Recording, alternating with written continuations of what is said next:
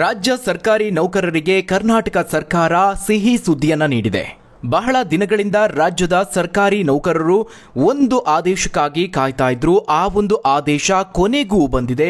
ಕೊನೆಗೂ ಸರ್ಕಾರ good news ನೀಡಿದೆ. ಇಡೀ ರಾಜ್ಯದ ಸರ್ಕಾರಿ ನೌಕರರ ಕುಟುಂಬಗಳಿಗೆ ನೆಮ್ಮದಿ ತರುವಂತಹ ಸುದ್ದಿಯನ್ನ ಮುಖ್ಯಮಂತ್ರಿ ಸಿದ್ದರಾಮಯ್ಯ ಅವರು ಘೋಷಣೆ ಮಾಡಿದ್ದಾರೆ. ಹಾಗಾದ್ರೆ ರಾಜ್ಯದ ಮುಖ್ಯಮಂತ್ರಿಗಳು ಘೋಷಿಸಿದಂತಹ ಆ ಒಂದು ಸಿಹಿ ಸುದ್ದಿ ಯಾವುದು, ಏನಿದರ ಪ್ರಯೋಜನ ಅನ್ನೋದನ್ನ ಈ ವಿಡಿಯೋದಲ್ಲಿ ನೋಡೋಣ. ಅದಕ್ಕೂ ಮುನ್ನ ವೀಕ್ಷಕರೇ, ನೀವಿನ್ನು ನಮ್ಮ ಚಾನೆಲ್ಗೆ ಸಬ್ಸ್ಕ್ರೈಬ್ ಆಗಿಲ್ಲ ಅಂದ್ರೆ ಈ ಕೂಡಲೇ ಸಬ್ಸ್ಕ್ರೈಬ್ ಮಾಡಿ. ಜೊತೆಗೆ ಈ ಒಂದು ವಿಡಿಯೋವನ್ನ ಮಿಸ್ ಮಾಡದೆ ರಾಜ್ಯದಲ್ಲಿ ಸರ್ಕಾರಿ ನೌಕರಿ ಹೊಂದಿರುವ ನಿಮ್ಮ ಸ್ನೇಹಿತರಿಗೆ ಶೇರ್ ಮಾಡಿ. ಹೌದು, ಸರ್ಕಾರಿ ನೌಕರರಿಗೆ ಕುರಿತಂತೆ ಒಂದು ಮಹತ್ವದ ಯೋಜನೆಯ ಕುರಿತಾಗಿ ಮಹತ್ವದ ಘೋಷಣೆಯನ್ನ ಮಾಡಲಾಗಿದೆ. ರಾಜ್ಯದ ಸರ್ಕಾರಿ ನೌಕರರಿಗೆ ಒಂದು ಶುಭವಾರ್ತೆ ಅಂತ ಹೇಳಬಹುದು. ಕರ್ನಾಟಕ ಸರ್ಕಾರವು ಹಳೆಯ ಪಿಂಚಣಿ ಯೋಜನೆಯನ್ನ ಅಂದ್ರೆ OPS ಅನ್ನ ಮತ್ತೆ ಜಾರಿಗೊಳಿಸುವ ನಿರ್ಧಾರವನ್ನ ಅನುಷ್ಠಾನಗೊಳಿಸುವುದಕ್ಕೆ ಪ್ರಾರಂಭಿಸಿದೆ. ಇದು ಸರ್ಕಾರಿ ನೌಕರರ ದೀರ್ಘಕಾಲದ ಬೇಡಿಕೆಯಾಗಿದ್ದು ಇದನ್ನು ಪೂರೈಸುವ ಒಂದು ಹಂತವಾಗಿದೆ. ಕಾಂಗ್ರೆಸ್ ಸರ್ಕಾರವು ತನ್ನ ಚುನಾವಣಾ ವಚನದಂತೆ NPS ಅಂದ್ರೆ ನ್ಯಾಷನಲ್ ಪೆನ್ಷನ್ ಸ್ಕೀಮ್ ಬದಲಿಗೆ OPS ಓಲ್ಡ್ ಪೆನ್ಷನ್ ಸ್ಕೀಮ್ ಅನ್ನ ಪುನಃ ಜಾರಿಗೊಳಿಸಿತ್ತು. ಹಳೆ ಪಿಂಚಣಿ ನಿರೀಕ್ಷೆಯಲ್ಲಿರುವ ರಾಜ್ಯ ಸರ್ಕಾರಿ ನೌಕರರಿಗೆ ಕರ್ನಾಟಕ ಸರ್ಕಾರ ಕೊನೆಗೂ ಗುಡ್ ನ್ಯೂಸ್ ನೀಡಿದೆ. OPS ಪ್ರಸ್ತಾವನೆ ಪರಿಶೀಲಿಸಲು ರಾಜ್ಯ ಸರ್ಕಾರವು 3 ತಂಡವನ್ನ ರಚನೆ ಮಾಡಿ ಆದೇಶವನ್ನು ಹೊರಡಿಸಿದೆ. ದಿನಾಂಕ 24/1/2024 ಆದೇಶದ ಅನ್ವಯ OPS ಒಳಪಡುವ ಸರ್ಕಾರಿ ನೌಕರರ ಪ್ರಸ್ತಾವನೆಗಳನ್ನು ಪರಿಶೀಲಿಸಿ ಶೀಘ್ರವಾಗಿ ಇತ್ಯರ್ಥಪಡಿಸಲು ಅಧಿಕಾರಿಗಳನ್ನು ನೇಮಕ ಮಾಡಿ 3 ತಂಡಗಳಾಗಿ ರಚಿಸಿ ಕಾರ್ಯ ಹಂಚಿಕೆ ಮಾಡಲಾಗಿದೆ. ಹಾಗೂ ಸದರಿ ಅಧಿಕಾರಿ ಹಾಗೂ ನೌಕರರು ಪ್ರತಿದಿನ ಅಪರಾಹ್ನ ಕಡ್ಡಾಯವಾಗಿ ಹಾಜರಾಗಿ ದಿನಾಂಕ 24/1/2024 ಆದೇಶದನ್ವಯ OPSಗೆ ಒಳಪಡುವ ಸರ್ಕಾರಿ ನೌಕರರ ಪ್ರಸ್ತಾವನೆಗಳನ್ನು ಶೀಘ್ರವಾಗಿ ಪರಿಶೀಲಿಸಿ ಇತ್ಯರ್ಥಪಡಿಸಲು ಆದೇಶವನ್ನು ನೀಡಿದೆ.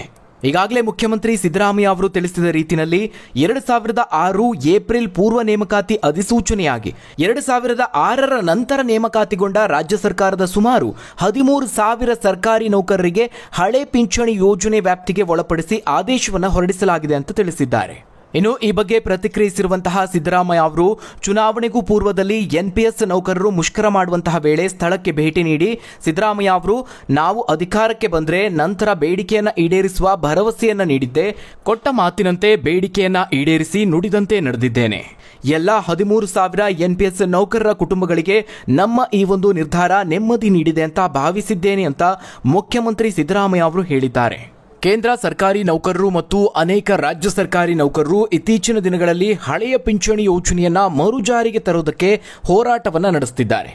ರಾಷ್ಟ್ರೀಯ ಪಿಂಚಣಿ ಯೋಜನೆ ಅಡಿಯಲ್ಲಿ ಈ ಹೊಸ ಪಿಂಚಣಿ ಯೋಜನೆಯು ಹಲವಾರು ಪ್ರಯೋಜನಗಳನ್ನು ಹೊಂದಿದ್ರೂ ಕೂಡ ಸರ್ಕಾರಿ ನೌಕರರು ಹಳೆಯ ಪಿಂಚಣಿ ಯೋಜನೆಯನ್ನೇ ಮರುಪರಿಚಯಿಸುವುದಕ್ಕೆ ಒತ್ತಾಯಿಸುತ್ತಿದ್ದಾರೆ.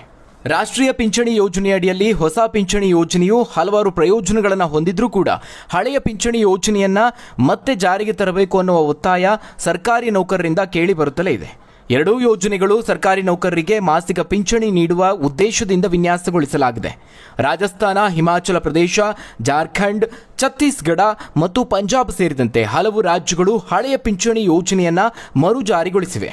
ಇಲ್ಲಿ ರಾಷ್ಟ್ರೀಯ ಪಿಂಚಣಿ ವ್ಯವಸ್ಥೆಗಿಂತ ಹಳೆಯ ಪಿಂಚಣಿ ಯೋಜನೆ ನಿಜವಾಗ್ಲೂ ಉತ್ತಮವಾಗಿದೆ ಅನ್ನೋದು ನೌಕರರ ವಾದ. ಈ ಕಾರಣದಿಂದಲೇ OPS ಮರುಜಾರಿಗೆ ಒತ್ತಾಯ ಕೇಳಿ ಬರ್ತಾ ಇದೆ. OPS ಮರುಜಾರಿಯಾದರೆ ಮಾಸಿಕ ಪಿಂಚಣಿ ರೂಪದಲ್ಲಿ ಜೀವನದುದ್ದಕ್ಕೂ ನಿರಂತರ ಆದಾಯವನ್ನ ಖಚಿತಪಡಿಸುತ್ತೆ. ಇದಕ್ಕಾಗಿ ವೇತನದಿಂದ ಯಾವುದೇ ರೀತಿಯಲ್ಲಿಯೂ ಹಣವನ್ನ ಕಡಿತಗೊಳಿಸುವುದಿಲ್ಲ. ಇದರಿಂದಾಗಿ ಉದ್ಯೋಗಿಗಳ ಮೇಲಿನ ಹೊರೆ ಇರೋದಿಲ್ಲ. ಅಲ್ಲದೆ OPS ಅಡಿಯಲ್ಲಿ ಪಿಂಚಣಿ ಆದಾಯದ ಮೇಲೆ ತೆರಿಗೆಯನ್ನು ವಿಧಿಸಲಾಗುವುದಿಲ್ಲ. ನಿವೃತ್ತಿಯ ನಂತರ ಪಡೆದ ಆದಾಯಕ್ಕೆ ತೆರಿಗೆ ವಿನಾಯಿತಿ ಇದೆ.